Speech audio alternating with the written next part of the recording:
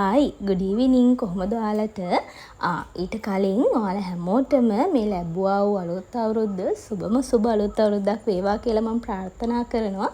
ඒ වගේම තමයි ඔයාලා හිතාගෙන ඉන්න ඔයාලගේ සියලුම වැඩ කටයුතු යහපත් වැඩ කටයුතු සියල්ලම මේ අවුරුද්දේ ਸਰව ප්‍රකාරයෙන්ම සාර්ථක වෙන්න කියලා Life with MD අපි ඔයාලට ප්‍රාර්ථනා කරනවා. ඉතින් මේක මගේ අවුරුදු vlog එක. ඉතින් මට මේක ටිකක් පරක්කුයි දැන් දාන්නත් ඒ වුණාට ඉතින් අවුරුද්දෙන් පස්සේ ටිකක් වැඩ වැඩිනේ අපිට. ඒ කියන්නේ පාටි තියෙනවා අපේ ගෙදරත් පාටියක් තිබ්බා අම්මලාට ලන්ච් එකක් තිබ්බා. ඉතින් ඒව නිසා චුට්ටක් වොයිස් එක දෙන්න මට පරක්කු වුණා. ඉතින් මේ vlog එකකින් මම ඔයාලට අරගෙන ඉන්නේ අපි අවුරුද්දට ලෑස්ති වුණේ කොහොමද අවුරුද්ද සැමරුවේ කොහොමද ඒ වගේ දේවල් ටික. ඉතින් දවස් 4කට විතර කාලෙකින් තමයි මම අවුරුද්දට ලෑස්ති වෙන්න පටන් ගත්තේ. මම good evening කියලා පටන් ගත්තෙත් ඒකයි. මොකද මේ සිකුරාදා. ඒ කියන්නේ අප්‍රේල් 11 වෙනිදා හවස තමයි මම කැවිලි ටිකක් හදමු කියලා හිතුවේ. මොකද මේ වෙලාවේ අපේ බබා නිදි. ඉතින් එයා නිදි වෙලාවේ මට පැය එකහමාරක් විතර තියෙනවා මොන හරි හදාගන්න.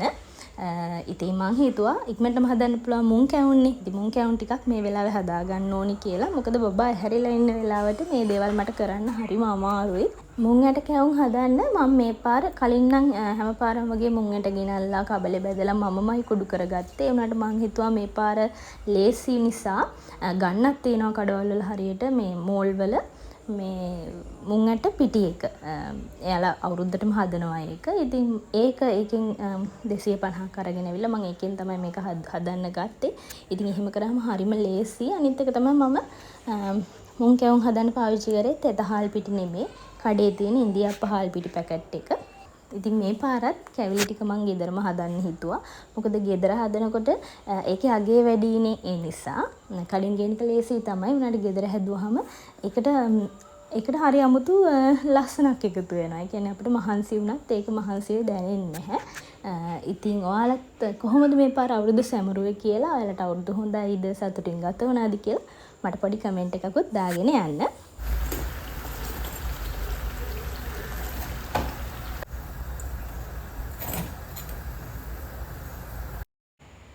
මං මේ පාර මුං කැවුම් එච්චර ලොකුවට හැදුවේ නැහැ. පොඩියට තමයි කපා ගත්තේ. ඒ වගේම ගොඩාක් ප්‍රමාණයක් හැදුවෙත් නැහැ. 20ක් 25ක් තමයි හදාගත්තේ. මොකද මම මුලින්ම හිතුවා මේ එච්චර ලොකුවට හදන්නේ නැහැ මේවා කියලා.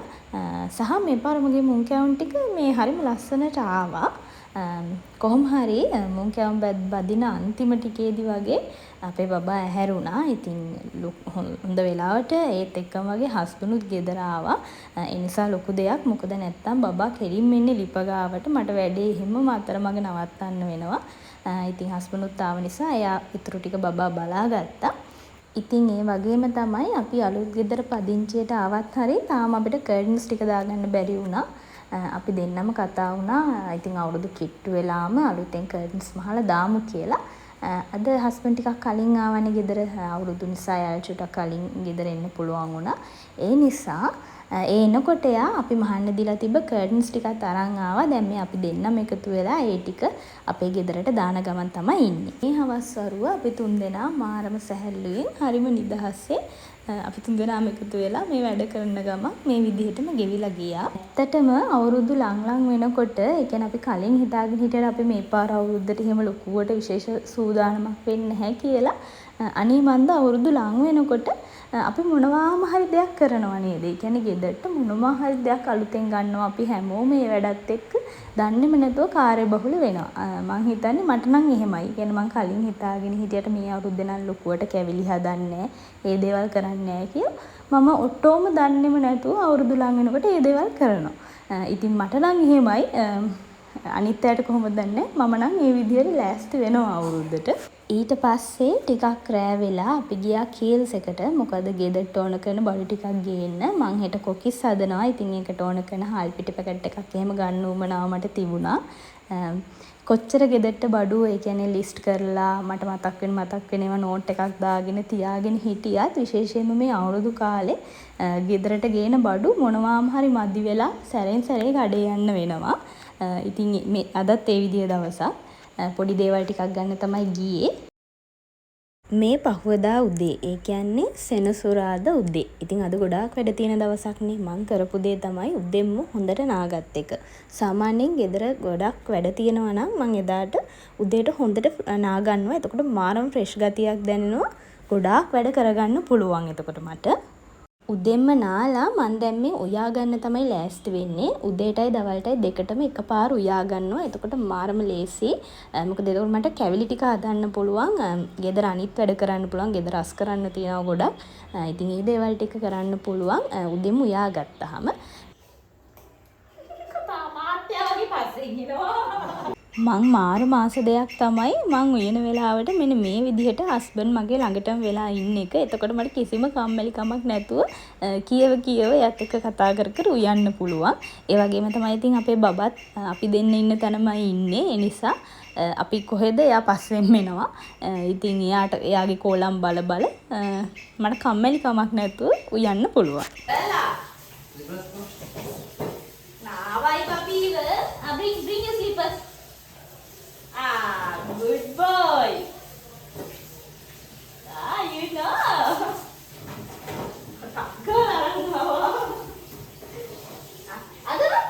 අවුරුද්දට කලින් ගෙදර තියෙන එළවලු ටිකත් ඉවර කරන්න ඕන නිසා මං අද බෝංචි උයලා ඒ වගේම අලයි කැරටුයි එකට දාලා හල්මැස්සොත් දාලා තෙල් දැම්මා. අල ගෙඩියකුයි කැරට් අල දෙකකුයි වගේ තිබ්බා. ඉතින් ওই ටික ඉවර කරන්න ඕනේ අවුරුද්දට අලුතෙන් එළවලු ගන්න එපයි. ඉතින් ඒ නිසා ගෙදර තියෙන ඔක්කොම දේවල් ටික ඉවර වෙන්න මං හදාගත්තා.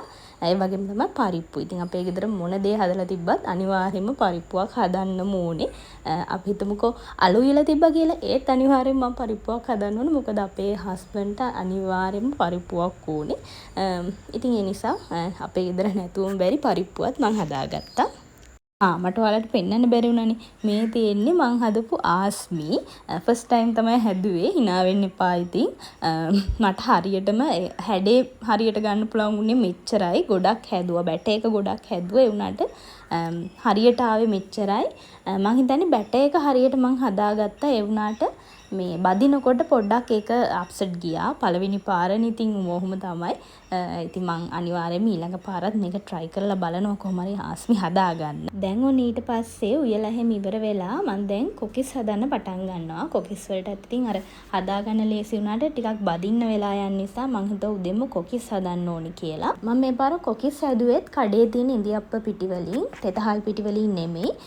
මට හිතෙනවා ඒක ටිකක් තෙතහල් පිටි වලින් හදනට වඩා පොඩි ක්‍රිස්පි ගතියක් කොකිස් එකට එකතු වෙනවා කියලා. ඉතින් හරිම රසයි. ඉක්මනට හදන්නත් පුළුවන්. ඉතින් ඔයාලා try කරලා නැත්නම් කඩේ තියෙන ඉඳියප්ප පිටි වලින් අනිවාර්යයෙන්ම try කරලා බලන්න. ටිකක් කොකිස් ක්‍රිස්පි. MDO. බුද්ධ පූජාවට එකක් අයින් කරලා කාලා බලන්න. කොකිස් කියන්නේ සාමාන්‍යයෙන් මේ ගෙවල් වල වැඩිපුර හැදෙන කෑමක්. ඒ වගේම ලොකු පොඩි හැමෝම හරිම ආසාවෙන් කන්න කැමති කෑමක්. මගෙත් එහෙමයි. සිංහල අවුරුද්දේ හදන කැවිලි වලින් මං ආසම කොකිස් වලට. ඒ වගේම තමයි අපේ කයෙල් අම්මෝ එයා මේ දවස් ටිකේ බත් කෑවෙම නැති තරම් බදින කොකිස් එක කනවා එයා. මං හිතන්නේ අද දවසට එයා කොකිස් 3ක් විතර කෑවා. මේ පැත්තකට වෙලා වාඩි වෙලා හොඳට කොකිස් කෑවා එයා. මේ පාර මගේ කොකිස් ටික මාරම ලස්සනට ආවා. මේ කොකිස් අච්චු මං ඊයේ රෑ තමයි ගෙනාවේ. අර කිල්ස් එකට ගිය ගමන් මේ කඩේක තියනවා දැකලා ගෙනාවේ. ඉතින් මේ ටික මාරම ලස්සනයි. කොකිස් ටික හදලා ඉවරනට පස්සේ අපි දැන් චුට්ටක් මේ එළියට යනවා. මොකද අපිට තව තෑගි දෙන්න දෙන්නේ 3 දෙනෙක්ට හස්බන්ඩ්ලා තාත්තට එහෙම අපිට ඇඳුමක් ගන්න බැරි වුණා. ඉතින් ඒ ටික ගන්න අපි දැන් මේ පොඩක් එළියට යනවා. එහෙම ඇඳුම් ටික අරගෙන අපි එහෙමම අපේ අම්මලා ගෙදර ගියා. මොකද අපේ තාත්තා කිව්වා එළවලු ටිකක් ලෑස්ති කරලා දිනවා ගෙනියන්න එන්න කියලා. අපේ තාත්තා තමයි ජනවාරි 1 වෙනිදාට ඒ වගේම සිංහල අවුරුද්දට අපේ ගෙවල් වලට එළවලු එයා අරගෙන එනවා. ඇවිල්ලා බෑග් වලට දාලා ලෑස්ති කරලා තියෙනවා. ඉතින් ඒ ටික ගන්න තමයි අපි එහෙමම අපේ ගෙදර ගියේ. එහෙ ගියාට පස්සේ ඉතින් එන වෙලාවක් ෂුවර් නෑ. අපි එන්න ගොඩාක් රෑ වුණා. ඉතින් මගේ ලොකු ඔළුවේ බරක් තිබ්බා. මම අද කැවිලි වර්ග දෙකක් හදනවා කියලා හිතාගෙන හිටියා. ඉතින් මහන්සි මේ වෙලාවේ උනට මම කොහොම හරි ඇවිල්ලා අලුවා වලට වැඩි වෙලාවක් යන්නේ නැති නිසා අලුවා ටික හදන්න ගත්තා. මේක හදලා ඉවර වෙනකොට කොහොම හරි 10 මාර 11 විතර වුණා. මම මේ පාර අලුවා හදන්නේ මං මේ පාර විතරක් නෙමෙයි හැම පාරම අපේ ගෙදර අපේ අම්මා ඉඳන්ම හදන්නේ තම්බපු පාන් පිටි වලින් අලුවා. ඉතින් මේක හදාගන්න හරිම ලේසි. ඒ නිසා මම අලුවා ටික ඉක්මනට හදලා ඉවර කරා. අලුවා ටික ඉතින් අන්තිම ටික හදනකොට අපේ බබා ඇහැරුණා. හස්බන්ඩ් මේ වෙලාව ගෙදර හිටියෙත් නැහැ. ඉතින් එයාවත් කරේ තියාගෙනම මං අන්තිමට අලුවා ටික හයි වෙන්න කලින් මේ ටික කෑලි කපලා ඒ වැඩ ටික ඉවර කරා. ඔන්න ඉතින් මේ පහුවදා පරණ අවුරුදු දවසේ උදේ. ඉතින් අද නම් උදේ ඉඳන්ම වහිනවා. දැනුත් මේ වහින්න වගේ. ඉතින් අද මට ගොඩක් වැඩ තියෙනවා. කියන්නේ නොනගතේ ලබන්න කලින් වැඩ ඔක්කොම ඉවර කරන්න එපයි. ඉතින් ඒ නිසා මම අදත් උදෙන්ම කරේ දවල්ටත් එක්කම උයපු එක. අද ඉව්වේ රතවල. ඒ වගේම ගෙදර තිබ්බ චුට්ටක් ඉස්සෝ ටිකක් තිබ්බා. ඉතින් ඒ ටික මාළු මිරිසුත් දාලා තෙල් දාලා පරිප්පු හැදුවා. ඊටත් කලින් ඒ කියන්නේ මම වොෂ් දාන්නත් කලින් උදෙන්ම නැගිට්ට ගමන් කරපු දේ තමයි කැවුම් වලට අනලා ඒදලා තිබ්බ එක. මොකද කැවුම් වලට ටිකක් ඒක හදලා මිශ්‍රණය හදලා පැය 2-3ක් විතර හොඳට පිපෙන්න තියන්න ඕනේ. ඉතින් මම ඒක කරා උදෙන්ම. එතකොට මට උයලි වුණාට පස්සේ ගාන්ට කැවුම් ටික හදාගන්න පුළුවන් නිසා. කැවුම් හදන එක ටිකක් අමාරු වැඩක්. ඒක ටිකක් ලොකු ටාස්ක් එකක්. මේ ගොඩක් අය කරන්න කැමති නැති වැඩක්. කොණ්ඩෙන්නෙත් නැහැ කියනවා. ඉතින් මාත් එහෙමයි. කැවුම් පොඩ්ඩක් හැදුවත් ඉතින් අර එක කැවුමකට ගොඩක් වෙලාව යනවා. ගොඩක් වෙලා ලිප ගාව ඉන්න ඕනේ. ඉතින් මේ රස්නේ දවස්වල මේ කැවුම් හදන එක තමයි එපාම වෙන්නේ. මොකද ලිප ගාව හිටියාම තව රස්නේ වැඩි. හැබැයි ඉතින් අර අද දවස මං කියවන ඉස්සර වහින්න වගේ කියලා. ඒ නිසා අද නම් කැවුම් හදන එක එච්චරම අමාරු නැහැ. මේ මොකද ටිකක් මේ ලොකුවට රස්නයක් තිබ්බේ නැහැ. මං ගෙදර ඉන්නකොට අම්මත් එක්ක ගෙදර ඉන්නකොට නම් කැවුම් හදලම නැහැ. එකක් දෙකක් බැදලා තියෙනවා. ඒත් කොණ්ඩෙන්නේ නැහැ. ඒ වුණාට දැන් අවුරුදු 4ක් තිස්සේ මං තනියම අපේ ගෙදර කැවුම් හදන නිසා මට දැන් නම් ඒක එච්චරම ප්‍රශ්නයක් නැහැ. දැන් ගිය අවුරුද්දට වඩා මේ අවුරුද්දේ කැවුම මගේ ටිකක් සාර්ථකයි.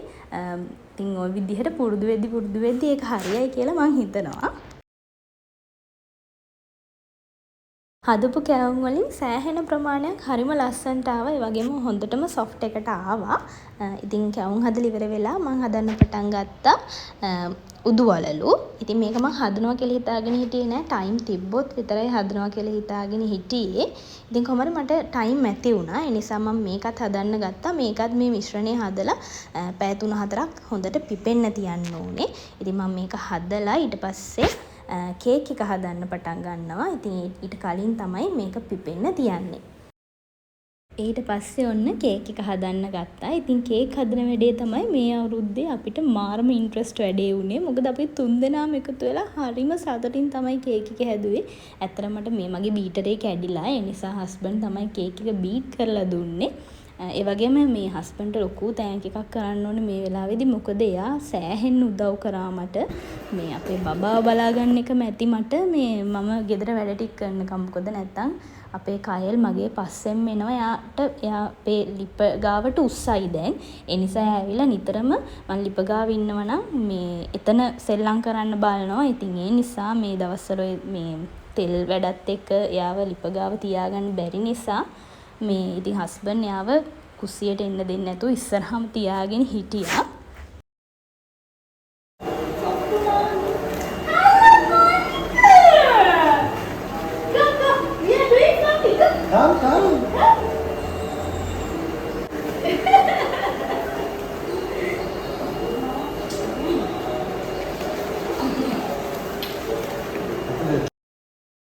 අපි කේක් එක හදන්න පටන් ගන්නකොට නම් කයල් නිදාගෙන හිටියේ. ඒ වුණාට කේක් එක හදාගෙන යනකොට එයා ඇහැරිලා ආවා.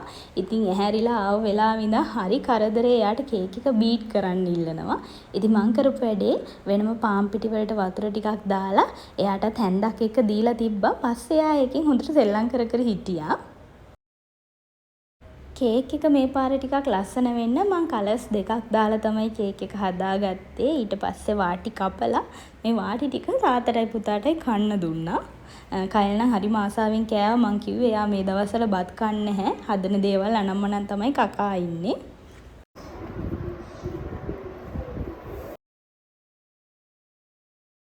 දැන් ටිකක් හවස් වෙලා මම ඉතින් මගේ පැණි වලලු ටික හදන්න ගත්තා. මේකේ හැඩේ නම් මට හරියටම ආවේ නැහැ. ඒ උනාට රස නම් හොඳටම තිබුණා. මේ මිශ්‍රණය තෙල් එකට වක් කරද්දි මට හිතුණා තව චුට්ටක් බැටර් එක ගොරෝසු වුණා නම් හොඳයි කියලා. ඒත් ඉතින් කමක් නැහැ. මොකද පැණි වලලුත් මම මේ හදන ෆස්ට් ටයිම්. මම ඊට කලින් පැණි වලලු හදලම නැහැ. ඉතින් සිංහල අවුරුද්දට මං හරිම ආසයි අපේ ගෙදර එක කැවිලි වර්ගයක් හරි අලුතෙන් ඉගෙනගෙන අලුතෙන් හදන්න. ඉතින් ඒ වගේ මේ අවුරුද්දේ මම පැණි වලලු ඒ වගේම ආස්මිත් try කරලා බැලුවා. ආස්මි නම් හරියට ආවෙම නැහැ. බොරු කියන්න ඕනේ නැහනේ. ඒ වුණාට පැණි වලලු එකේ නා රස නියමෙටම තිබුණා.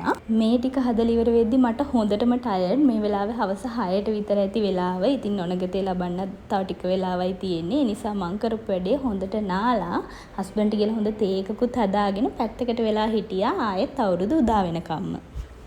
අවුරුදු උදා වුණාට පස්සේ ඔන්න එක එක නැකත් චාරිත්‍ර ඊට පස්සේ එනවනේ. ඉතින් අපි දෙන්න ඒකට ලෑස්ති වුණා. මේ ලිපගිනි මෙලවීමේ නැකතේදී ඉතින් අපි කිරි මුට්ටිය තියලා අපි දෙන්න කිරි තිරවන්න ගත්තා. මේ වෙලාවේදී නම් අපේ බබා නිදි. පාන්දර නිසා පව් එයාව අපි හැරෙව්වෙත් නැහැ. මොකද හැරවලා ගත්තා නම් එහෙම එයා මේ දවල් වෙද්දි නිදිමත තද වෙලා හොඳටම අඬලා කරදර කරනවා. ඉතින් නෑදෑ ගෙවල් වලත් යන්න තියෙන නිසා එයාට අපි හැමම නිදා ගන්න දීලා අපි දෙන්න විතරක් මේ චාරිත්‍රය ඉෂ්ට කළා. ඔන්න දැන් අපේ කිරිමුට්ටිය උතුරනවා. ඉතින් මේ වෙලාවේදී අපි ගොඩක් දේවල් ප්‍රාර්ථනා කරා. ඉතින් අපේ ප්‍රාර්ථනා වගේම ඔයාලා හිතාගෙන ඉන්න ඔයාලගේ හැම යහපත් කටයුත්තක්ම මේ විදිහටම සාර්ථක වෙන්න කියලා අපි මේ වෙලාවේදී ප්‍රාර්ථනා කරනවා.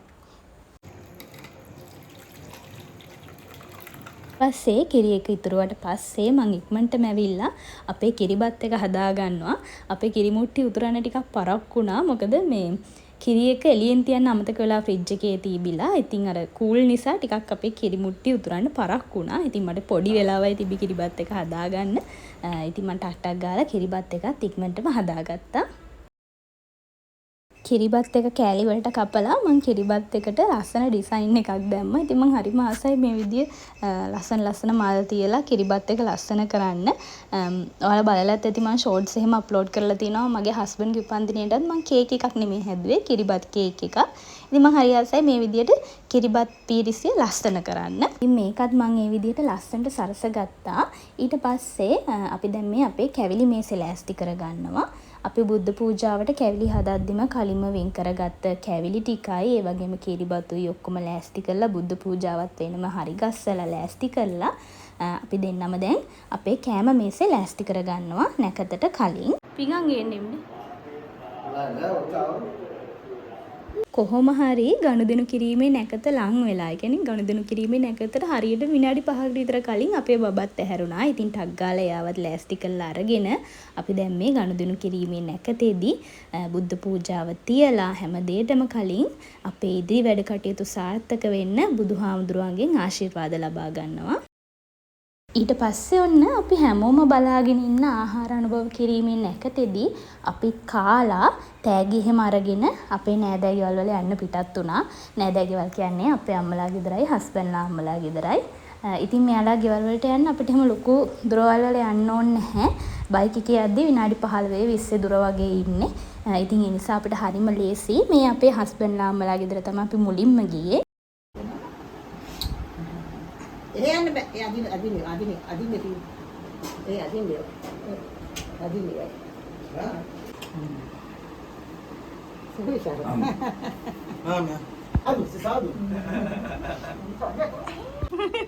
Kochi.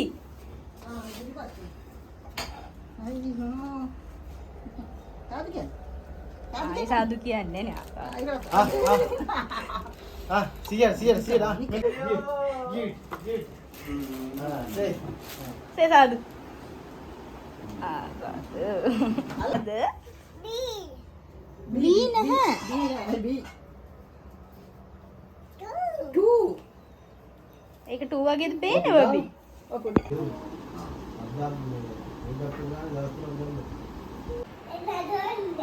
Say thank you. Say thank you.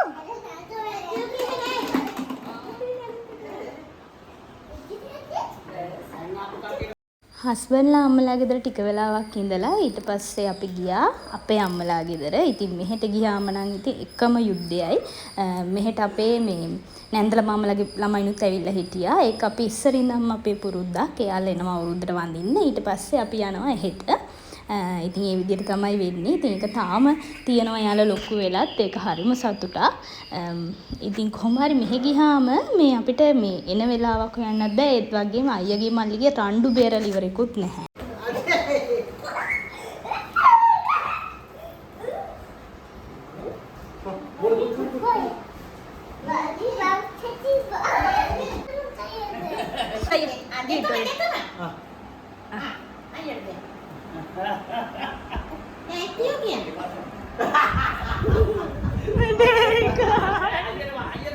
අයියටයි මල්ලිටයි එකම වගේ අවුරුදු කිඩ් එකක් හම්බුණා අපේ අක්කා කෙනෙක්ගෙන්. ඉතින් එකම විදිහට යාළුවත් අඳගෙන ඊට පස්සේ අපි ගියා අපේ ආච්චිලා ගෙවල් වල ආච්චිලට වඳින්න. අපි චූටි කාලේ ඉඳන්ම දවල් වෙලා ආච්චිලා ගෙවල් වල යනවා. අපේ ආච්චිලා ගෙවල් දෙකත් එක ළඟමයි තියෙන්නේ. ඒ කියන්නේ අපේ තාත්තගේ අම්මයි අම්මගේ අම්මලයි දෙගොල්ලොම එක ළඟ ඉන්නේ. ඉතින් අපි ඔක්කොම එකම ළඟ ඉන්නේ. ඉතින් ඒ නිසා හරිම ලේසි. ඉතින් අපි අවුරුද්දට දවල්ට එහෙ ගියාම ආච්චිලා ගෙවල් වලින් තමයි අපිට ලන්ච් එක දෙන්නේ. ඒක ඉස්සර ඉඳන්ම තියෙන පුරුද්දක්. ඉතින් අපි දැන් බැඳලා වෙන් වෙලා ඉන්නවා කියලා නැහැ. මේ පාර අවුරුද්දෙත් ලන්ච් එක ආච්චිලා ගෙදර තමයි ලෑස්ති කරලා තිබ්බේ. ඉතින් මට ඒවල වීඩියෝස් නම් ගන්න බැරි වුණා. මොකද මේ අයියයි මල්ලි එක්ක කිසිම දෙයක් හරියට කරගන්න බෑ. එයාලා පස්සෙම ඉන්න ඕනේ. ඒ නිසා ඉතින් අපි මේ විදිහට තමයි අපේ මේ පාර අවුරුද්දත් හරිම සතුටින් ලස්සනට ගෙවල ඉවර කරේ. ඉතින් තවත් මේ වගේම අලුත් වීඩියෝ එකකින් මම ඔයාලත් එක්ක එකතු වෙන්නම්. එතකන් ඔයාලා හැමෝම සතුටින් පරිස්සමින් ඉන්න. ඔයාලා හැමෝටම බයි.